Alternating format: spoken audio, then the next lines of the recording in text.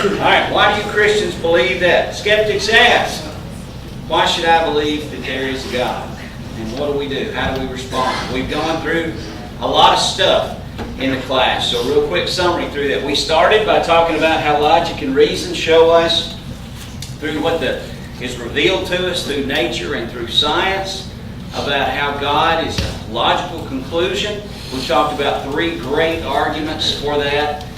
The cosmological argument, the teleological argument, and the moral argument for the existence of God, to demonstrate that what we see from nature and from reason shows us that there is one transcendent, infinite, eternal, immutable, morally perfect God who was the first uncaused cause of everything that exists. And we have also seen how that is only consistent with monotheism. And we've talked about the three big world religions of monotheism, which is Judaism, Islam, and Christianity, that do not, of course, describe God in the same way, but all claim to be talking about the same God, and a God who got involved.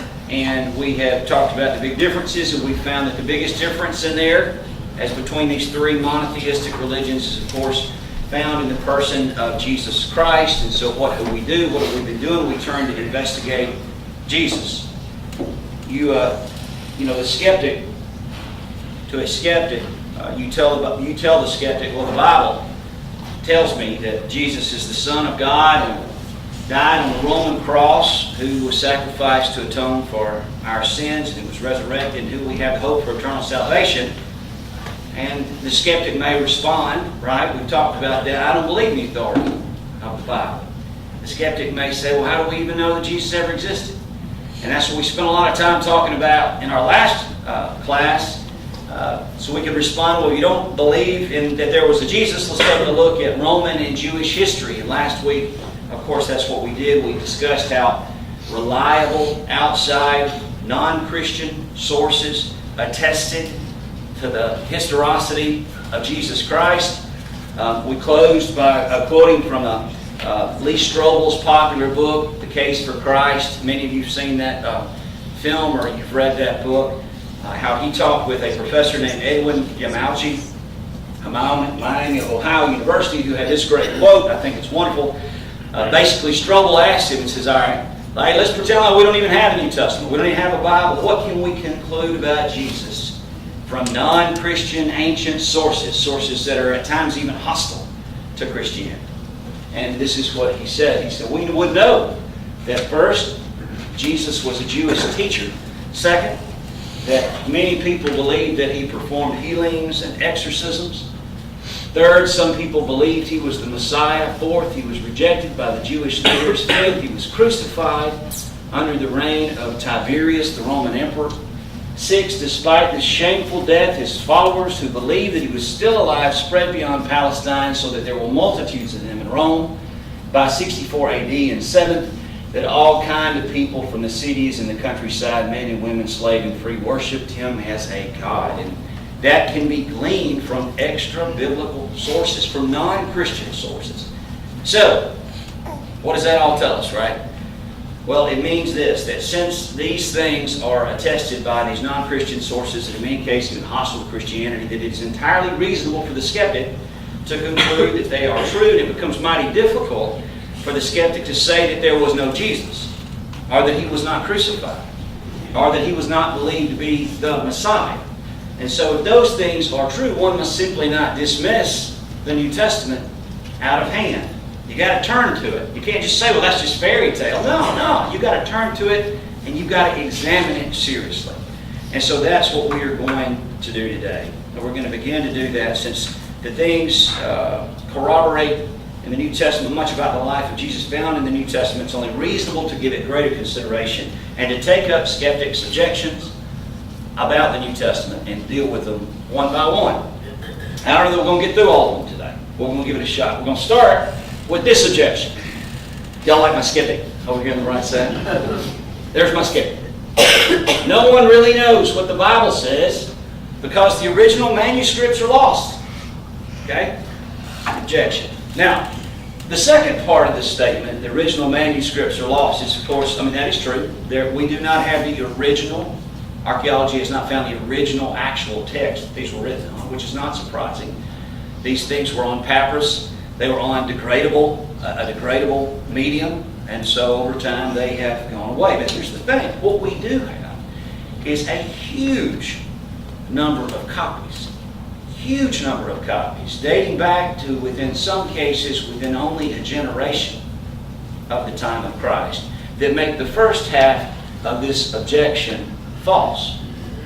In fact, we have tremendous confidence in the reliability of the Bible because of the manuscript trail that we find from the Bible.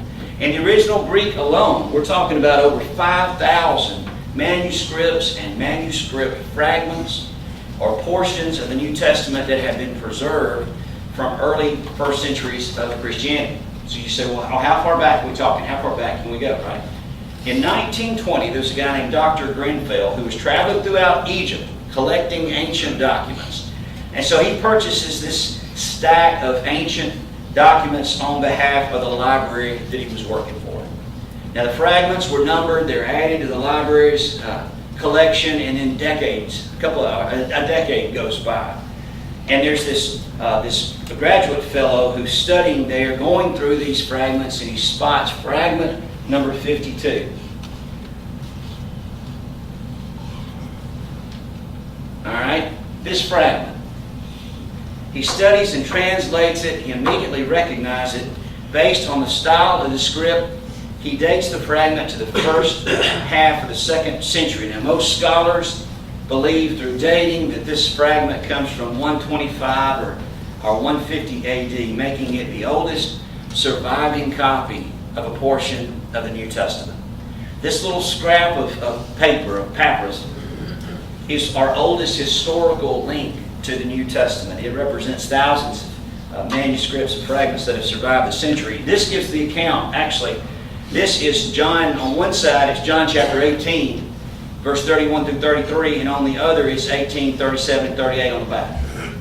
Dating from AD 125 and 130, it was no more, scholars believe, than 40 years after John's Gospel was probably written. That goes way back.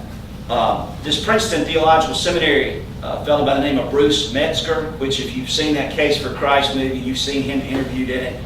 He's one of the most prominent scholars in New Testament textual criticism.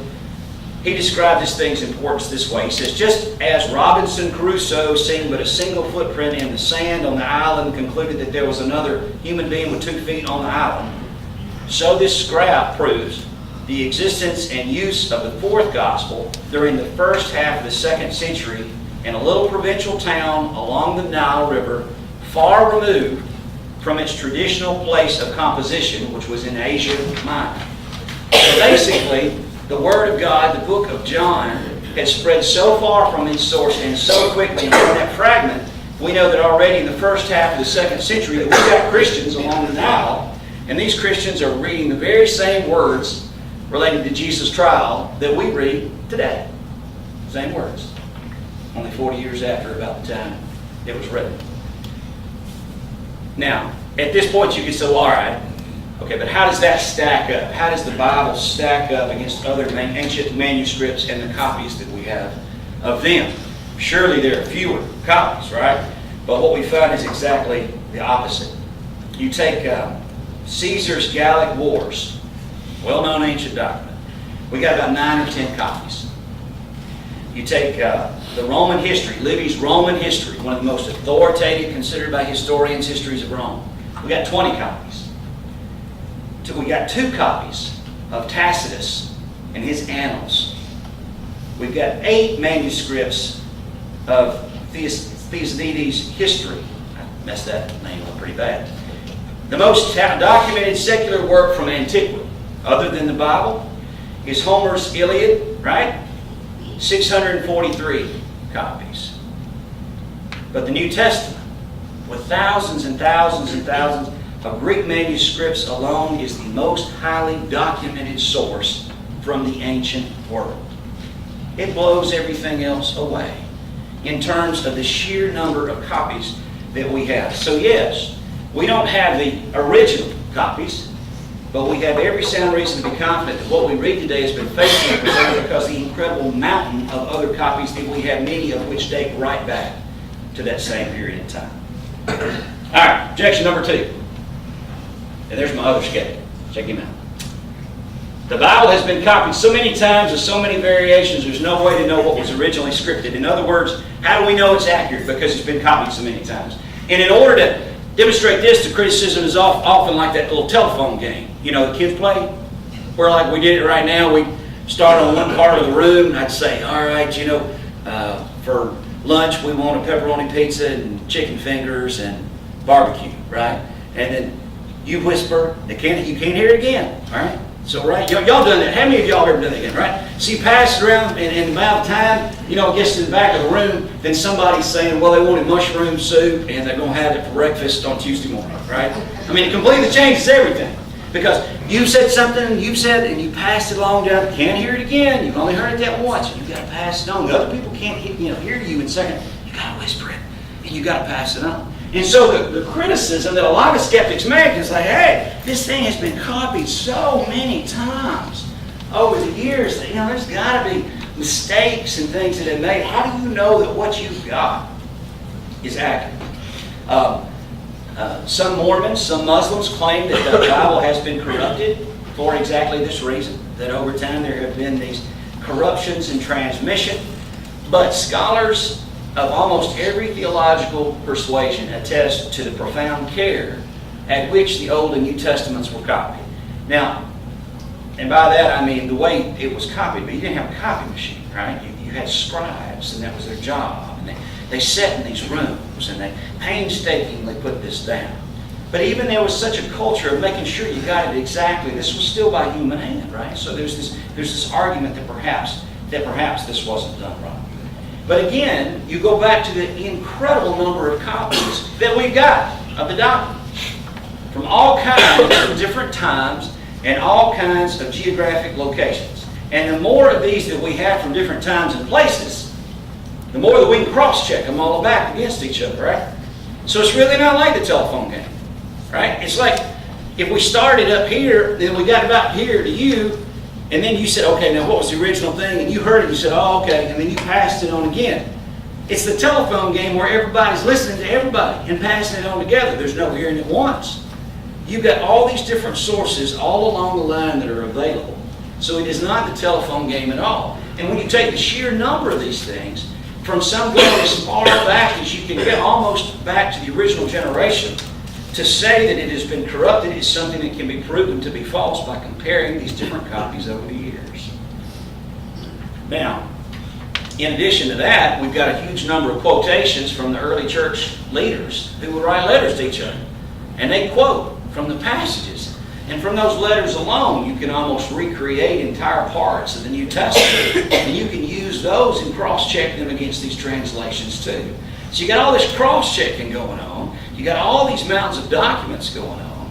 And so you can see and follow throughout time to demonstrate that the copying of the so many times, there are not so many different variations that differ. Now, it is true that there are variations among grammatical style when things were translated into different languages, but the vast majority of these differences, the vast majority, have to do with spelling and grammar, style, things that appear to be duplications of words and phrases.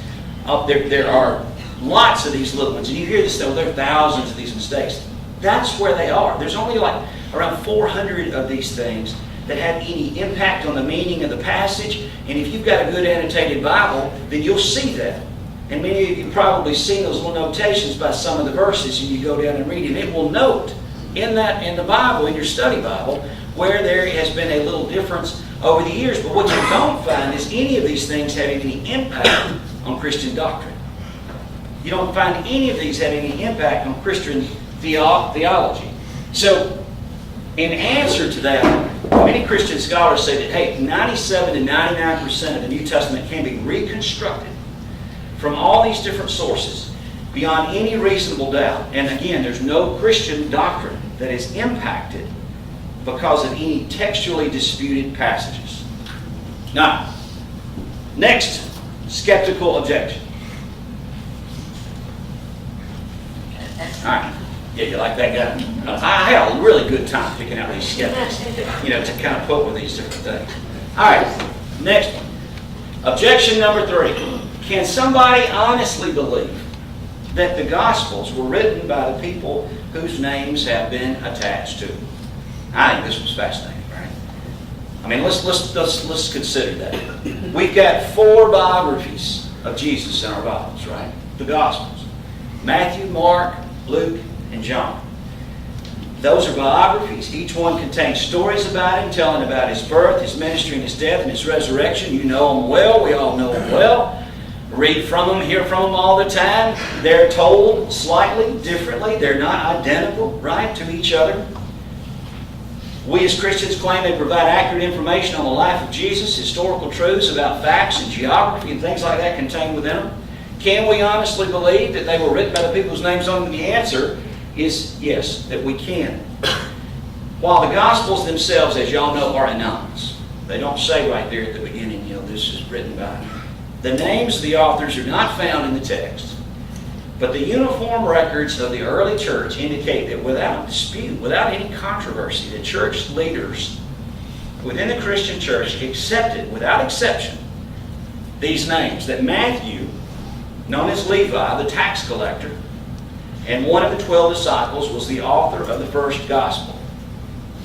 If they accept that John Mark wrote the second. John Mark, who Christian tradition tells us was a companion of Peter, was the author of the gospel that we call Mark. For example, one of the oldest and most significant testimonies comes from this fellow named Papias, who in about 125 AD specifically affirmed in some writings that Mark had accurately recorded Peter's eyewitness observations. Here's what he wrote. A Christian church, early Christian church historian. Mark, having become the interpreter of Peter, wrote down accurately, though not indeed in order whatsoever he remembered of the things said or done by Christ, for he neither heard the Lord nor followed him, but afterwards, as I said, he followed Peter, who adapted his teaching to the needs of his hearers, but with no intention of giving a connected account of the Lord's discourse, so that Mark committed no error, while he thus wrote some things as he remembered them. And that Luke, known as the beloved physician of Paul, wrote both the Gospel of Luke and the Acts of the Apostles, right? There are no known competitors for these 3 Gospels. I'm getting to John. There was no dispute from the early church records. For example, in AD 180, a Christian bishop named Irenaeus wrote as follows. Now, Irenaeus was a student of Polycarp. Y'all have heard that name before, who was a student of John, and he wrote this. And he mentioned John as well. Although with respect to John, you find more controversy. But again, amongst the early church, it was uniform. And you find writings like this. Matthew published his own gospel among the Hebrews in their own language. When Peter and Paul were preaching the gospel in Rome and founding the church there. After their departure, Mark, the disciple and interpreter of Peter, himself handed down to us in writing the substance of Paul's preaching. Luke, the follower of Paul, set down in a book the gospel preached by his teacher. And then John, the disciple of the Lord, who also leaned on his breast, himself produced his gospel while he was living in Ephesus in Asia.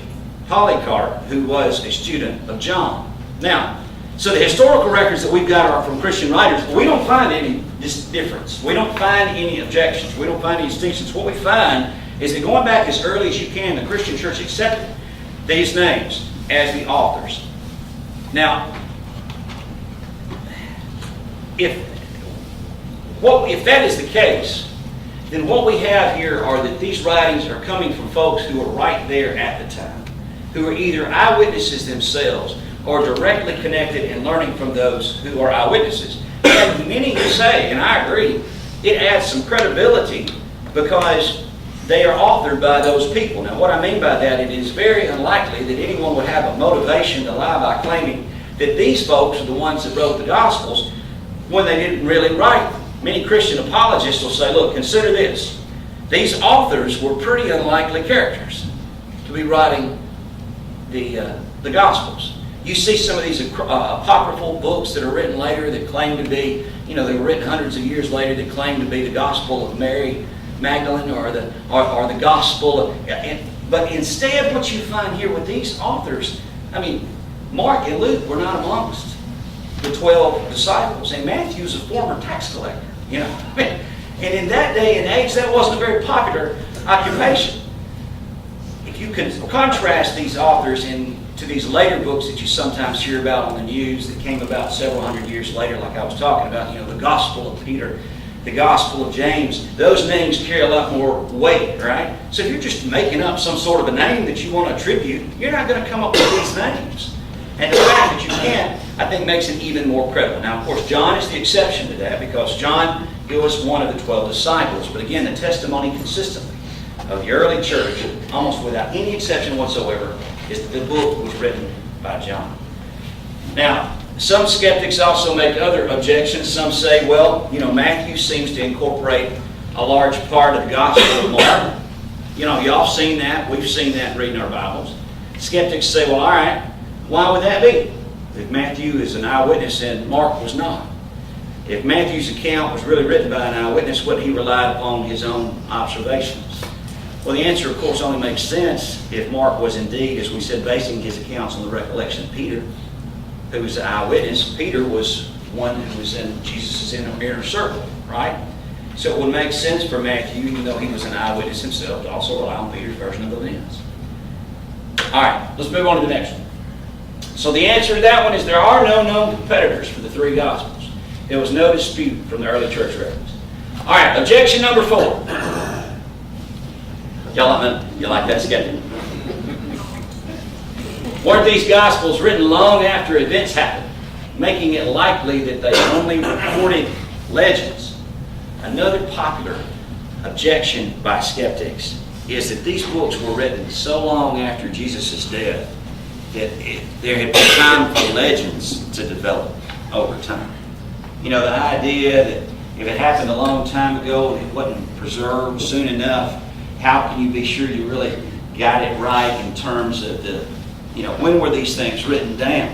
Skeptics would say, weren't those distorted such that it turned Jesus from a wise teacher into something else? Now, obviously, the closer that something in time is written to the actual event, the more likely that it has not been distorted by actual events. So is that a good argument with respect to the Gospels?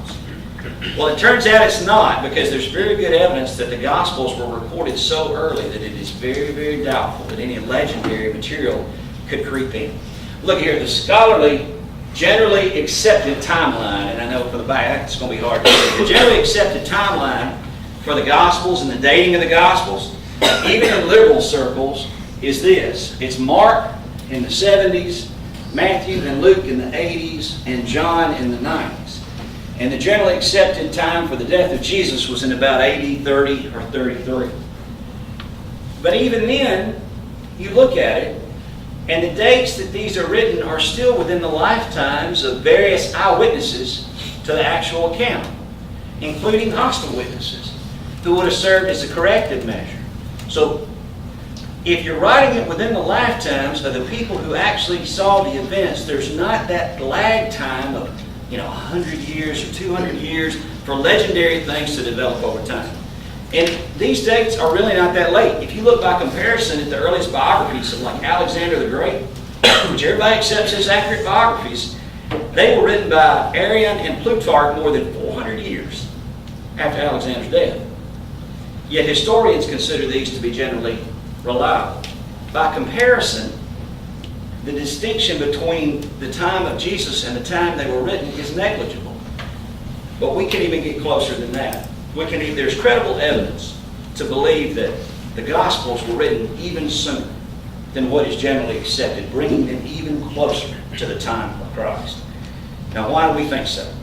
Well, if you take a look at the Gospel of Luke and the book of Acts, Matthew, Mark, Luke, John, and then Acts, you look at Luke and Acts, and it's like a part 1 and a part 2, right? It's like a 2-part miniseries, and we've all seen that. There's this bridge and there's this connection between the two, written by the same author. They were both written by Luke. One was recording Jesus' life and resurrection, and the other is stuff that happened right after that. Now, as we all know from reading in the book of Acts, it ends kind of abruptly, right? When it ends, we got Paul, and he's in house arrest in Rome. And then the book just ends. Now, in chapter 28, we see him with a Roman soldier guarding him, staying in a rented house in Rome. What happens to him next? Well, Acts doesn't tell us what happens to him next. Why? Well, I mean, it's probably because the book was written when that last thing had happened. Right? But if you take it like that and you look at it from there, that means that Acts can't be dated any later than the mid-60s AD. Now, bear with me. I'm going to go through some calendar stuff. There is the general consensus among historical sources in ancient or in the Christian church that Paul was martyred in Rome at the command of the Roman Emperor Nero. Now, Nero is the same guy we talked about a couple of weeks ago, that part of the Rome burned and he blamed everything on the Christians. And you remember Tacitus mentioned it in his histories about the persecution of the Christians by Nero. Christian writings and tradition hold that Paul was martyred in Rome, that he was beheaded by Nero at the same time. Eusebius, an early historian of the Christian church, writes, "Examine your records. There you will find that Nero exercised his cruelty against all in Rome. Thus Nero publicly announced himself as chief enemy of God. Paul is therefore said to have been beheaded at Rome." And in Tertullian, another historian, wrote, "Paul is beheaded at Rome. Nero was the first who stained his blood with the rising faith." You know, we see some of the last writings of Paul in our New Testament. In there, it's 2 Timothy chapter 4, verse 6 through 8, a verse that is familiar to all of us, where Paul seems to be anticipating his death, where he says, "I have already been poured out as a drink offering, and the time of my departure has come. I have fought the good fight. I have finished the race. I have kept the faith," as if this is the end. Now, it is generally accepted that that was written in around AD 64 to 67. Nero died in 68.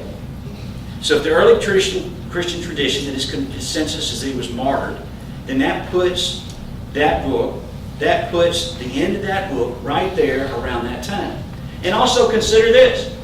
The book of Acts does not describe the destruction of the temple in Jerusalem by Roman soldiers. But we know that that occurred in AD 70. Now that's huge. The Roman soldiers marched upon Jerusalem and ransacked and raided and tore down the temple, which of course is, as we all know, was actually corroborating Jesus' prediction that he made in Matthew. But no gospel account records that. Why could that be? Well, it also suggests that Acts was written before that happened.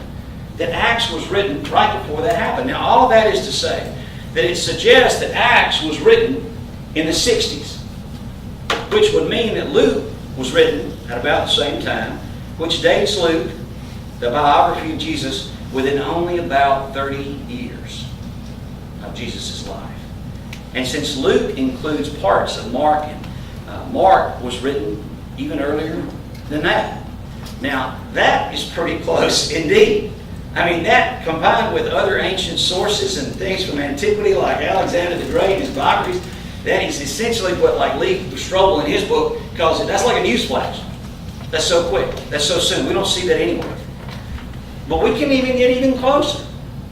We can even get these writings even closer if we take a look at the writings of Paul. Now, as y'all know, the books in our Bible are not presented to us in the order in which they were written. Paul's letters are generally accepted as being written even earlier than the Gospels themselves were written.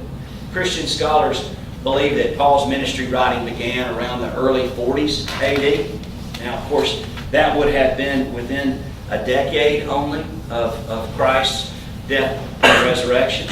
Most of Paul's major letters appear in the 50s. So if we're looking for our earliest information, we're trying to get as close as we can, then we look to Paul's letters. Now, how do we date Paul's letters? Well, the main anchor for doing that is found in the book of Acts. Acts 18, verse 12. In your Bibles, it says that when Gallio was proconsul of Achaia, the Jews made a united attack against Paul. All right. Well, in 1905, this was discovered. The Gallio inscription. And what it does is it dates to around 52 AD. It fixes the date of Gallio's proconsulship. So, Acts 18:12 would have occurred during that span. Now, once you've got that, you start working backward in time. Back prior to that, in the book of Acts, we see Paul going to Jerusalem for a council that had to do with famine relief. Josephus, our Jewish historian from not long ago that we talked about, who's generally accepted history of the Jewish people, places a famine between 45 and 47 AD. You can work backwards through these things. We see in Galatians chapter 2, verse 1, that Paul says that 14 years after he went to Jerusalem again, referring to that council, suggesting that he went to Jerusalem within 14 years after his conversion. So working through that math, you can put his conversion at about 32 to 35 AD. Just a few years after Jesus. Very close to after Jesus. So when we do all this math with the calculus, or with the calendars, basically we find we can place when Paul's conversion at that point in time. And then we get to what is considered to be one of the most famous Christian creeds that we find in the Bible. There's a verse that I read a lot of times, I'm sure y'all have, and I never thought about it as a creed, but apparently it is written in such a way that it has a poetry to it, and it has some markers that people usually put in creeds of that day. And it's in 1 Corinthians chapter 15, verse 3 through 8. Paul writes this: "For what I received I passed on to you as of first importance." And then here comes what appears to be a creed. That Christ died for our sins according to the Scriptures, that He was buried, that He was raised on the third day according to the Scriptures, and that He appeared to Cephas and then to the 12. And then the verse goes on, "After that He appeared to more than 500 of the brothers and sisters at the same time, most of whom are still living, though some have fallen asleep. Then He appeared to James, and then all the apostles." And then Paul adds, "And last of all He appeared to me also, as to one abnormally born." The way that this style and phraseology is written, what Paul is saying here in 1 Corinthians is that he is passing on an oral tradition that was provided to him when he learned about Christianity. So if Christ's crucifixion was in the early 30 AD, and we know from Acts that Paul's conversion would have been soon after, at around 32 AD, then if Paul received this oral tradition at some point and then passed it on in his writings at the time he was converted, you are getting incredibly close to the life of Christ that we can discern through these writings, through this archaeology. So to say, as the skeptic might, that, well, wasn't this written long after the events? Didn't these beliefs just come about as a point of legend? And the answer is no. The Gospels were written with only a few decades by the event that they described, and while people whose witnesses were still alive, the folks were still around. So then what you're left with as a skeptic is, well, okay, but we still just got a few years there, and couldn't passing this stuff on be even though it was a short period of time, could it have been messed up? But that's really straining now, because we have drawn that timeline so close. And you've got to remember, this is a culture, this is a Jewish culture, where they don't have books and writings available to them like we've got. This was a different time period, a different culture where things were passed on orally. And there was a lot of great importance that was placed on memorization and being able to recount things. There were some rabbis that were famous because they had the entire Old Testament committed to memory. Can you imagine that? This was a time period when oral tradition and passing things along accurately was vitally important to the way these folks communicated with each other. So to say that just a few years in that time and culture is going to corrupt something like that game of telephone is just not taking the documents seriously. So, got to strain y'all enough with the calendar dynamics and gymnastics that we did. All right, next objection. All right. Well, what about all the contradictions? All right. See, my skeptics get progressively crazier as we go forward. So what this would say is, well, what about the contradictions? There are those that say, well, there are points in some of these gospel translations and things, little things that contradict each other. Something says in Matthew, but it seems to be contradicted in Mark, or maybe there's a difference between Luke and something says in John. Now, I can see as a lawyer something in this that gives me greater faith in the Gospels as opposed to presenting the problem. Yes, Matthew, Mark, and Luke, John tell about Jesus from their different perspectives. They are not identical. They're not word for word. Y'all seen them. You've read them. They're not identical. They come from different perspectives. But if they were all identical in every respect, it would make me doubt them more so. You see what I mean? All right, Dr. Bridges, a retired educator. Let's say Dr. Bridges, when he's the principal, goes into the lunchroom and there has been a terrible food fight. Okay? I mean, you've got all kinds of food strewn out all over. And Dr. Bridges calls 4 kids out. And he says, I'm going to talk to you 4. And he takes one of them in, leaves the other one out, and he says, all right, what happened? And he says, well, we were having tacos, and Johnny yelled, roll tide, and then he started throwing. Okay? It went everywhere. He said, all right. And then he calls in the second kid. What happened? Well, we were having tacos, and then Johnny said, roll tide, and threw the tacos, and it went everywhere. And he calls in each kid, and each kid says exactly the same thing, with no variations of perspective or differences. Now, what's Dr. Bridges going to say? He's going to say, oh, wait a minute. Somebody, y'all making this up, because y'all's stories are exactly the same. There's not any differences between these stories whatsoever.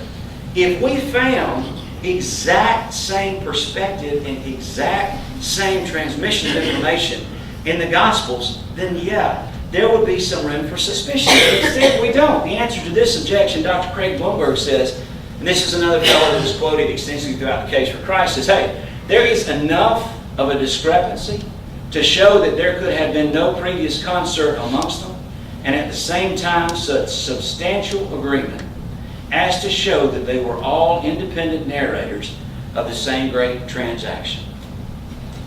And that's incredibly true. Incredibly true. When I examine witnesses myself as an attorney, yeah, if I'm getting the exact same thing from everybody, just like Dr. Bridges in the lunchroom, there's an issue. But when I get different vantage points, they'll focus on different things and different perspectives, and that's what we find. That's what we find in Matthew, Mark, Luke, and John. All right. Our next skeptic. The skeptical hippo. Y'all see that? Isn't that great? Objection number 6. Weren't these books changed over time to make Jesus look good? That's another way of saying, aren't they biased, though? I mean, they were written by Christian authors, so surely they were biased. Surely the Christian authors said, we're going to dress this up and make somebody look better than they would normally make because we have a vested interest and want to make them look good. And of course, that sounds like a pretty good argument. Until you consider the fact that if you were going to change some things, and there's a lot of stuff in the Gospels that you probably wanted to change, but that were left in there and that we find anyhow, which is an indicator to us that they weren't changed in this way, but that they were accurately communicated. Because if you are going to say, well, they were biased and folks wrote stuff in there, then why in the world would Mark have described Peter like he did? I mean, Peter looks pretty rough, right? I mean, Peter is sort of the ringleader, and he is described in a lot of unfavorable ways. Now, Peter was the leader of the early Christian church, right? So if you've got to base your movement on Peter going forward, are you going to write all that stuff about him in the Gospels? Or how about how the disciples keep on misunderstanding Jesus, right? How Jesus is teaching them, they keep on getting all mixed up. Or how about how when they all start jockeying over who's going to sit at his right hand? Now, I don't know about y'all, but I mean, if I'm going to take some of that stuff out, right? I'm not going to leave that stuff in there. So we don't find. You don't look at it and say, well, why in the world, if that was the case, and you're trying to be biased about stuff and write stuff so it looked as good as it could, why in the world would you do that? Or how about the heart? Why would you have had the women discovering the empty tomb? Again, as Adam brought up a sermon not too long ago, I mean, women's testimony was not creditable at this point in time. So why are they going to be your first witnesses that you're going to roll out for the most critical point in the entire Gospels? Doesn't make any sense. Why in the world would you left that in there? Or why would you have left in there what we call some of the hard passages of the Bible, some of the things that are difficult to wrestle with from a theological perspective? Why would you even need those? In Mark chapter 6 through 5, the passage about Jesus doing a few miracles in Nazareth because people there didn't have much faith, or in Mark 13:32 where Jesus says he didn't know the day or hour of his return, which seems to limit him. Why would you agree? Now, we have an answer for that. In Philippians, it talks about how God in Christ voluntarily and consciously limited his power. But I mean, why even have things that are difficult in there if you're just free to change whatever you want? You wouldn't include those sort of things. Are the things that we often call, or we hear sometimes from the pulpit, as the hard sayings of Jesus, like be perfect as your heavenly Father is perfect, or describing adultery as being equivalent to lust in one's heart, these things that are hard to wrestle with? I mean, if you've really got a free pen to just go making everything as easy and as rosy as you can, why leave that stuff in there? So the bottom line is, if the gospel writers didn't leave out these things, then it would have been easier had they done so. Is it really plausible to believe that they added outright fabricated material with no historical basis? And of course, it is not. And we could also ask during this point in time, all these things are being written down, and they're being written down, we've seen, in a time and a place in terms of, they're written down in the community where they happen. But what we don't find is we don't find any contemporary accounts that give different versions that say, no, that happened. We don't see that. Instead, what we see is we see their contemporaries saying, well, Jesus was a sorcerer. What does that suggest? Well, he was doing some things that were very unusual, right? So why would they say that? Last week we talked about Thales and the eclipse, about how they tried to explain away the darkness in the land on the day that Jesus was crucified. Well, that was an eclipse. These are the writings that you see. You don't see the writings that say, well, none of that ever happened. There was never a Jesus there. And this stuff was happening within the same community.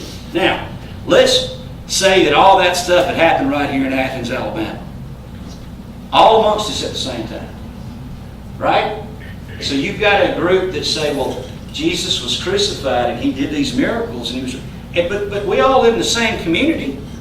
And so if that stuff hadn't happened, then you'd also find contemporary accounts saying these guys are nuts. That stuff didn't happen. That is not what we find. Now, there are lots of... Lee Strobel, in his famous book, The Case for Christ, writes this. He said, could the Christian movement have taken root right there in Jerusalem, in the very area where Jesus had done much of his ministry, had been crucified, buried, and resurrected, if the people who knew him were aware that the disciples were just exaggerating or distorting what they'd seen? And of course, Strobel says this, we'd have to conclude that no. This was a very fragile movement. It was under persecution. If that had been the case, that's what we had seen, would have seen. Now, we're not done with objections. The skeptics have got a lot more objections, and we'll deal with some of those next time. Like, hey, didn't the church leave out some documents out of the Bible that should have been in there? We've all heard that.